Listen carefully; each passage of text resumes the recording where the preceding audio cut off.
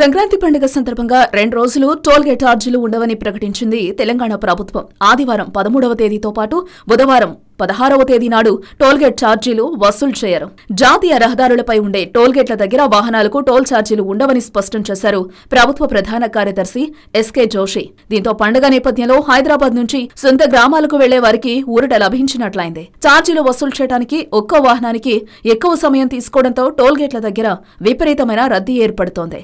దీని కారణంగా కిలోమీటర్ల మేర వాహనాలు జాతీయ రహదారులపై గంటల కొద్దీ నిలిచిపోవాల్సిన పరిస్థితి. దీన్ని దృష్టిలో పెట్టుకుని ప్రజలు ఇబ్బంది పడకుండా ప్రభుత్వం ఈ నిర్ణయం తీసుకుంది. పండుగ సందర్భంగా జాతీయ రహదారులు కిటకిటలాడుతున్నాయి. శనివారం నాడు హైదరాబాద్ విజయవాడ రహదారిపై పెద్ద సంఖ్యలో వాహనాలు బారులు తీరి కనిపించాయి.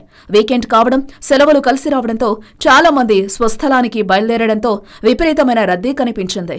ఇక టోల్గేట్ల దగ్గర పరిస్థితి మరీ దారుణం. టోల్గేట్ ఛార్జీలు వసూలు చేయడానికి ఒక్కో వాహనానికి చాలా సమయం తీసుకోవడంతో వాహనాలు కిలోమీటర్ల మేర బారులు తీరాయి. అటు యాదాద్రి జిల్లాలోని చౌటుప్పల్ మండలం పతంగి టోల్గేట్ దగ్గర కూడా వాహనాలు క్యూ కట్టాయి.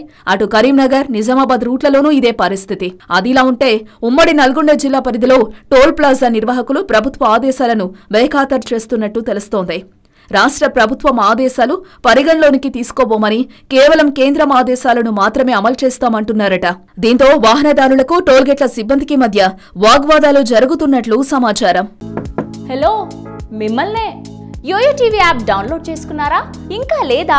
మీ యాప్ స్టోర్కి వెళ్ళి వెంటనే డౌన్లోడ్ చేసుకోండి.